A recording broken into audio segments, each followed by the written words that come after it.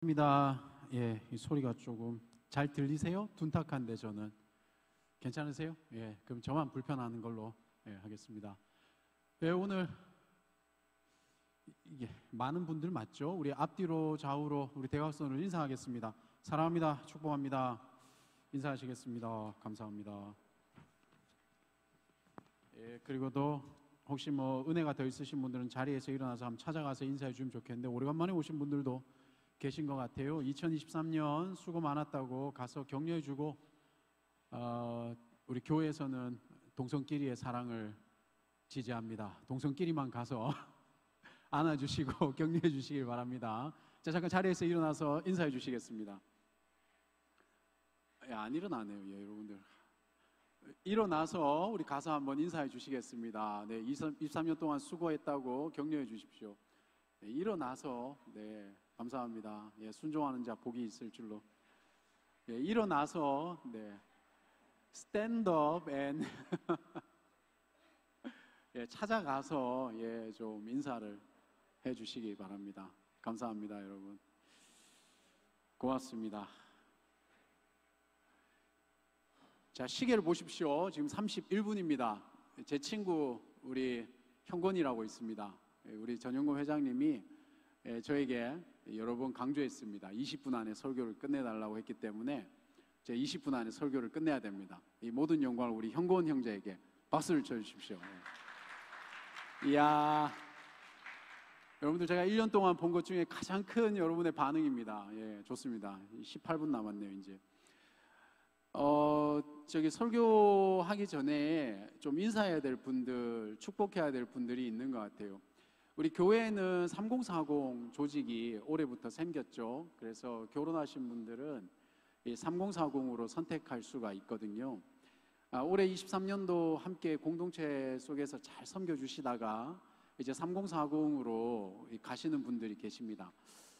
손을 들어도 되고 그 자리 잠깐 일어나도 좋은데 보통 이러면은 손만 들잖아요. 그래서 뭐 내게 지병이 있지 않는 이상 자리에서 잠깐 한번 일어나 주시면 우리 3040으로 다음 주부터 이동하게 되실 분들을 좀 축복하는 박수를 드렸으면 좋겠습니다. 네, 자리에 한번 좀 일어나 주시겠습니까? 네, 감사합니다. 네, 축복합니다. 예, 앉아주시고 감사드립니다. 어렵게 일어나 주셔서 감사합니다. 그 3040에 가시더라도 항상 성령 충만하시고 저희 여디디아하고 또 계속해서 우리가 인연을 끊지 않도록 어떤 목자님은 자식을 잘 키워서 여디디아로 꼭 보내겠다고 제게 문자를 주셨는데 20년 후에 뵙도록 하겠습니다. 그러면 예, 여러분 17분 남았습니다. 이거 어떻게 하나? 계속 줄여야 되네. 제가 최선을 다해서 여기 결혼할 때 주례를 원하시는 분들이 있으면 제게 오시면 제가 5분 주례 있습니다. 진짜 너무 좋아합니다. 특히 이 성도님들보다 불신자들이 더 좋아하시더라고요. 예, 그래서 그 목사님 누구냐고 막 제가 5분 주례 해드리도록 하겠습니다, 여러분. 제가 17분, 16분 안에 끝낼 수 있다는 걸 보여드리도록 하겠습니다. 안 될 것 같아요, 근데. 큰일 났다. 하여튼 최선을 다해서 한번 설명을 드리도록 하겠습니다. 오늘 제목 한번 보실래요? 신앙훈련에 반응하는 자기 이해라고 했는데 디모데전서 6장 12절 말씀인데 말씀 한번 띄워주시겠습니까? 큰 목소리로 읽고 11절부터 16절까지가 다 읽으셔야 되는데 한번 12절만 한번 읽어보도록 하겠습니다. 크게 읽겠습니다. 시작. 믿음의 선한 싸움을 싸우라. 영생을 취하라. 이를 위하여 내가 부르심을 받았고 많은 증인 앞에서 선한 증언을 하였도다. 아멘. 이 설교를 하려고 하다 보니까 한번 또 이렇게 축하해야 될 사람들이 좀 있는 것 같아요. 아직 제대는 안 했지만 이제 곧 군대에서 나오시는 분들은 그때 축하하도록 하고요. 멀리서 오셨습니다.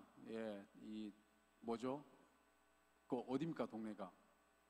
볼리비아. 들어봤습니까, 여러분? 볼리비아? 거기 볼 일이 없어서 갈 적이 없죠? 볼리비아 우리 수화자매인데요. 잠깐 자리에서 한번 일어나서 인사 부탁드리겠습니다. 1년 만에 뵙는데요. 박수 부탁드립니다. 예. 할렐루야. 여디디아가 국제적인 교회인 거는 맞는 것 같아요. 우리 여디디아에 속해 있는 대학 캠퍼스가 몇 개인 줄 아십니까? 50개가 넘습니다. 와, 대단한 것 같아요. 예, 제가 한번 계수를 해봤는데 거의 60개 가까이 됩니다. 전국에 흩어져 있는 것 같아요, 여디디아가. 그래서 이게 전국에 흩어져 있어서 이게 서로 이렇게 네트워크를 이루고 있고, 하여튼 여기는 여러분들의 고향교회입니다. 어디에 있든지 돌아오시고 어디에 계시든지 유튜브로 함께 하시고 이렇게 구독, 좋아요 해주시고 그렇게 서로 이 믿음의 연을 끝까지 이어갔으면 좋겠습니다. 여러분 어디에 계시든 어떤 상황이든 서로가 영적인 이 끈을 꼭 잊지 않는 것, 이거 좀 부탁을 드리겠습니다.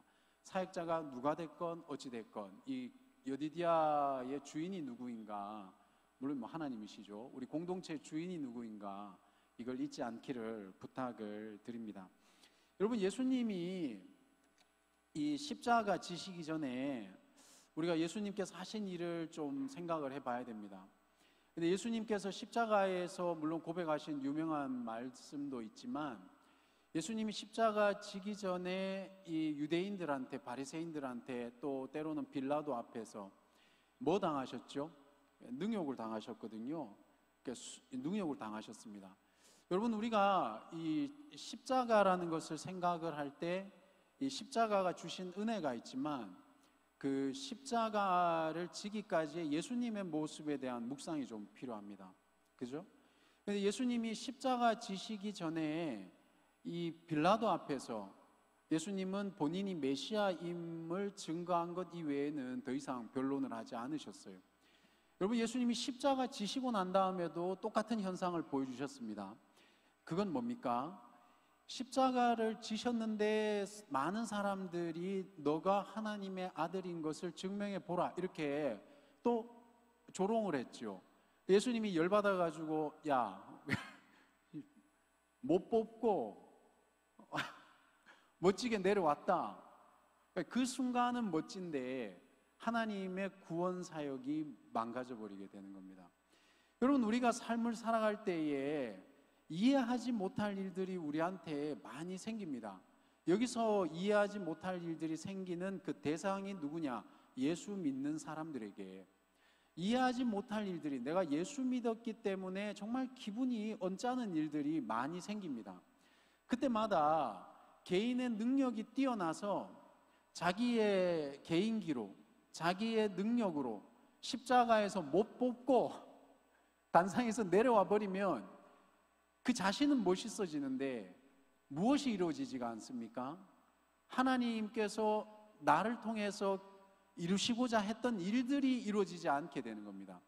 사랑하는 여러분, 여러분들이 요즘에 제가 깜짝 놀란 게 그건 거죠. 이제는 이 직장을 구하거나 이직을 하는가 이런 게 많이 방법이 달라진 것 같기는 해요. 버틴다고 잘하는 것도 아니지만 또 뭐 능력에 따라서 얼마든지 옮길 수도 있겠죠. 우리가 이 삶이라는 요소가 있기 때문에 이 물질이라는 것, 이거 함부로 얘기하기는 좀 힘들어요. 저 역시도 편하게 그렇게 살지는 않았지만 불편한 일들이 많았죠. 그런데 여러분, 우리가 어떤 일을 선택을 할 때에 보통 이렇게 묻죠. 하나님의 뜻입니까? 라고 묻는데요. 여러분, 이 하나님의 뜻이 무엇입니까? 라고 묻는 것, 이게 왜 헷갈릴 것 같으세요? 이 하나님의 뜻을 묻는 것에 있어서 대부분의 것들은 이미 뜻이 나와 있는 경우가 많아요. 이미 우리는 하나님의 뜻을 알고 있는 경우가 많습니다. 그런데 선택이 왜 힘드냐 하면 그 일의 결과로 인해서 내게 얻어질 이익이 본능적으로 느껴지기 때문에, 그러니까 그 이익 때문에 판단하는 것이 쉽지가 않다. 근데 여기에서 솔직하지가 않으면 판단력은 언제나 흐려지게 되는 거죠. 여러분, 그래서 우리가 무엇보다 중요한 건 뭐냐? 그러니까 예수님이 십자가 앞에서 혹은 빌라도와 그와 같은 사람들 앞에서 당하신 그 능욕들 앞에서 예수님이 어떤 형태와 어떤 행동을 취하셨는가, 그게 어떻게 가능했는가, 이것을 묵상을 하는 게 우리 믿는 자들에게는 필요한 겁니다. 전제 조건이 있죠. 먼저 예수를 믿어야지만이 가능한 겁니다. 예수를 믿지 않는 사람은 이 다음 단계로 넘어갈 수가 없어요. 더 무서운 것은 예수를 믿지 않는데 다음 단계에 있기 때문에 더 힘든 거예요. 이 삶을 살다 보면 이게 내가 나이를 먹는 게 그런 거잖아요. 시간이 지나가는 게 그 시간이 나를 계속 밀어 넣어요. 그럼 어떻게 됩니까? 선택할 여지가 점점 더 없어지는 거예요. 더 숨가쁘게 그냥 현실에 밀려가지고 쭉 가게 되는 거거든요. 그래서 여러분, 이 젊을 때가, 이 청년의 때가, 이 대학생의 때가 너무나 중요한 겁니다. 왜 그렇습니까? 평생을 살아간 우리의 이 사고체계, 믿음 체계, 이 시스템을 구축하고 훈련시킬 수 있는 단계가 이때이기 때문에 그렇습니다. 사람의 생각, 성품, 어떤 판단 능력, 이게 갑자기 생길 것 같아요? 그렇지 않습니다. 그 사람의 수준 이상을 벗어나기가 쉽지 않아요. 오늘 PR에서 했던 말씀, 우리 시편 말씀 기억이 나시죠? 환경이 바뀌기를 보통은 기도를 하고 어떤 사람이 바뀌기를 기도를 하지만 그런 것은 잘 일어나지 않는 게 제가 성경을 본 제 나름대로는 그랬었습니다. 여러분, 결국 바꿀 수 있는 것은 자기 자신과 하나님과의 관계, 이것이 거의 능동적인 선택의 여지입니다. 나머지는 수동적일 수밖에 없다라는 걸 기억해 주셔야 돼요. 그래서 여러분, 우리가 이런 우리의 삶의 어떤 선택을 내리기 위해서, 혹은 직장생활 속에서, 혹은 학업 속에서, 대학생활 속에서의 의미를 찾아갈 때, 혹은 결혼하신 분들 가정 속에서의 의미를 찾아갈 때 무엇보다 중요한 것은 뭐냐? 예수 믿어서 그 안에서 하나님이 주시는 이 비전, 하나님께서 나의 삶을 움직이시는 이 원동력, 이걸 아는 게 중요하다라는 거예요. 그래서 제가 고민을 했던 게 뭐냐? 아니, 예수님을 믿으면 끝나는 줄 알았는데 예수님을 믿고 나니까 더 복잡해지는 거예요, 인생이. 판단할 수 있는 능력과 내가 판단했던 것을, 선택했던 것을 살아가는 능력은 또 별개의 문제인 거예요. 하나님 앞에 한번 순종을 했는데 그 순종한 것들을 내 삶 속에 구현시키는 것은 또 별개의 문제더라는 거죠. 어떤 청년 한 명, 그 청년 아니더라도 대부분의 많은 청년이 그런 얘기를 합니다. 직장을 얻고 나면 이런 얘기를 하죠. 야, 대학교 때가 제일 좋아. 근데 그 사람들은 대학교 때는 뭐라고 얘기를 했습니까? 그때도 먹고 살기 힘들다 얘기를 해요. 예? 하루강아지 말이야. 언제 그 상황이 변했다고 갑자기 막 옛날 일을 잊어버리고. 우리 한번 생각을 해봅시다. 여러분, 대학교 때는 편했습니까? 언제나 삶의 고뇌 속에서 살아갔잖아요. 그죠? 청소년들은 편합니까? 얘들도 힘들어요. 그죠? 얘들도 늘 힘들어요. 그 힘든 속에서 언제나 살아가거든요. 그렇다면 예수를 오래 믿었다, 혹은 짧게 믿었다, 이거는 큰 의미가 없다. 믿은 그 순간부터 얼마나 나를 예리하게, 나를 단단하게, 내가 예수 믿은 그 수준만큼 어떻게 내가 삶 속에서 살아낼 수 있는 능력이 있는가, 여기에 관심을 가지셔야 되는 거예요. 환경은 늘 거칠어지기 때문에, 환경은 늘 힘듭니다. 그죠? 그래서 우리가 잠언이, 저는 이번 주에 계속해서 이제 큐티하는 본문이 잠언이었는데, 미래를 준비하는 미생물은 개미밖에 없더라는 거예요. 근데 정말 능력을 갖고 있는 사람들은 어리석게도 미래를 준비하지 않아요. 오히려 사람은, 이 개미는 본능적으로 미래를 준비하는데 사람은 본능적으로 자기의 쾌락과 자기의 이런 즐거움과, 미래를 준비한다는 것은 두려움과 혹은 걱정 속에서만 살아가는 것, 이게 우리의 한계라는 것을 우리만 모르는 거예요. 우리만. 성경이 이미 말씀해주고 있는데 우리만 모르는 거예요. 그러면서 우리는 마치 잘 살고 있는 것처럼 착각 속에서 살아갈 때가 있는 거죠. 바쁘게 사시는데 바쁘게 살기 때문에 우리만 모르고 살 수 있다는 걸 여러분이 기억을 해주셔야 돼요.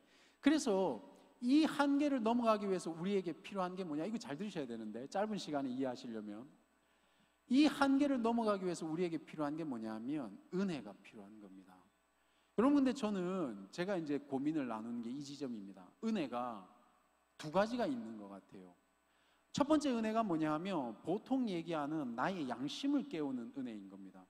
여기 우리 대부분의 많은 사람들이 죄인지 알지 못하고 양심에 찔림 없이 살아가는 사람들이 꽤 많아요. 왜 그래요? 우리 주변을 돌아보면 똑같이 살고 있거든요. 그렇죠? 법에 저촉되지 않으면 죄 없다고 생각하는 사람이 꽤 많거든요. 그러니까 이 양심을 깨우는 은혜, 이 도덕적인 은혜, 이거는 결국엔 사람의 수준만큼 다르겠죠. 그죠? 사람의 수준만큼 다른 겁니다. 양심을 깨우는 은혜가 있는 것 같은데.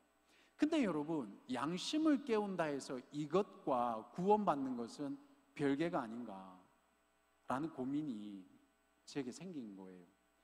그래서 제가 이렇게 고민을 하다 보니까 이게 하나님을 알게 하는 은혜가 또 있는 것 같아요. 우리 여기 지금 신앙생활 오래 하신 분들 중에 이걸 잘 선명하게 분리 분별을 할 필요가 있습니다. 여러분, 우리가 양심을 깨우는 은혜와 하나님을 알게 하는 은혜가 차이가 있다라는 것. 그래서 이 성경이 우리에게 이 소위 말하는 거듭나는 은혜, 이 루트를 어떻게 제시해 주십니까? 하나님을 인식하고 하나님을 사랑하고 하나님을 의지해서 따라가면 우리 삶의 본질의 변화가 일으켜지고, 이것을 어떻게 믿음으로 반응을 할 때 거기에 어떤 역사가 일어납니까? 중생하고 의롭다라고 칭해지고, 그걸 칭이라고 하는데, 의롭다라고 칭해지고 구원받게 되는 역사가 그때 일어나게 되는 거거든요. 사랑하는 여러분, 여기에서 날카롭게 이해를 하셔야 되는 겁니다. 내가 하나님을 믿는 것과 하나님에 대해서 아는 것이 다르듯이, 양심이 어느 정도 그냥 찔림을 받는 것과 하나님을 아는 거는 다른 거예요. 그래서 우리가 믿는 이 하나님이라는 이 기독교라는 것, 저는 기독교를 종교로 구분하는 것에 대해 동의하지는 않지만, 우리가 믿는 이 기독교라는 것은 도덕적인 종교가 아닌 거예요. 우리는 도덕으로 말할 수가 없는 거예요. 그러니까 신앙생활 하면서 착하게 산다, 선하게 산다, 이걸로 만일에 내가 신앙생활 잘하고 있다라고 생각하신다면 이거 다시 한번 날카롭게 짚어봐야 되는 거죠. 하나님에 관한 지식이 있어야 되는 겁니다. 그리고 우리의 감정이 하나님을 사랑해야 됩니다. 그리고 우리의 의지가 하나님의 뜻을 쫓아가야 되는 겁니다. 이게 중생한 사람이, 거듭난 사람이, 하나님의 은혜를 아는 사람이 성경을 볼 때, 기도할 때, 신앙생활을 할 때 지배해야 되는 은혜라는 거예요. 사랑하는 여러분, 한 주간을 돌아봅시다. 우리가 어떤 삶을 살았습니까? 하나님과 관계없이 살았다라는 게 매일 큐티 안 한 걸로 체크를 하신다면 이건 너무 그보다 조금 더 수준 있게 생각을 해보자고. 여러분 하나님을 아는 지식을 갈망했습니까? 하나님을 더욱더 사랑했습니까? 하나님의 뜻대로 살고자 여러분이 선택하셨습니까? 이렇게 중생한 사람이 예수님처럼 빌라도 앞에 혹은 십자가 앞에, 십자가에 섰을 때 주변의 조롱 속에서, 그런 모멸감 속에서 십자가를 내려오지 않게 되고, 그리고 하나님께서 주신 사명을 예수께서 끝까지 감당하셨던 것처럼 우리가 처음에 기도했던 여러 가지가 있잖아요. 대부분의 사람들 직장 갈 때 그래도 신앙이 있는 사람들은 내가 거기 가면 주님의 뜻대로 살게 해달라 그러는데, 여러분 그 직장에 가보세요. 거기에 거대한 어떤 비전이 있습니까? 아닙니다. 그곳에 가면 늘 사람과의 관계, 일 때문에 혹은 나의 일 처리 능력 때문에, 이게 결국엔 우리의 십자가고 현실이잖아요. 거기에서 우리가 모멸감을 느끼면서 그 자리에 있을 수 있는 이유가 뭡니까? 하나님을 아는 은혜가 있는 사람들, 그 사람들이 그 삶을 살아낼 수가 있다라는 거죠. 여러분, 그래서 다음 주에 제가 조금 더 설명을 드릴 텐데, 보통은 원죄 그러면 기분 나빠합니다. 내가 뭐 그렇게 죄가 있다고, 그렇죠? 근데 이거를 거꾸로 한번 생각해 보시면 조금 이해할 수 있는 부분이 있습니다. 그게 뭐냐? 여러분, 보통 악한 영혼의 상태라는 것은요, 이게 인간적인 선의 기준에도 일치하지 않는 상태가 악한 영혼의 상태입니다. 그러나 하나님의 본질에도 일치하지 않는 상태가 악한 상태인 겁니다. 그러니까 원죄 그러면 기분 나쁘죠. 그러지 말고 역으로 한번, 그러니까 연역적으로 보지 말고 귀납적으로 한번 봅시다. 우리 오늘 하루 혹은 일주일의 삶 동안에 여러분, 우리가 인간적인 기준에도 일치하는 삶을 살았습니까? 아니면 하나님의 본질에 일치한 삶을 살았습니까? 그렇지 못했다면 우리는 죄인의 상태라는 걸 인지하셔야 되는 거예요. 그것을 인지하고 하나님 앞에 무릎 꿇고 받아들일 수 있고 은혜가 있어서 열려있는 사람만이 세상 속에서 이 십자가의 모멸감을 느낄 때 그 십자가상에서 그냥 못 박혀서 죽을 수가 있다라는 거죠. 우리는 죽기 위해 부름받은 사람들입니다. 여러분이 살기 위해 몸부림치는 순간 이 십자가의 의미는 내 인생 속에 크게 없어질 가능성이 높다. 기억해 주시기를 부탁드리면서 23년도 함께해서 너무 감사합니다. 24년도 우리 하나님의 은혜 안에 여디디아가 하나님의 사랑을 받는 사람들이잖아요. 이제 우리가 하나님을 사랑하는 사람들로 예배를 사랑하는 공동체로 거듭나기를 소원합니다. 기도하시겠습니다.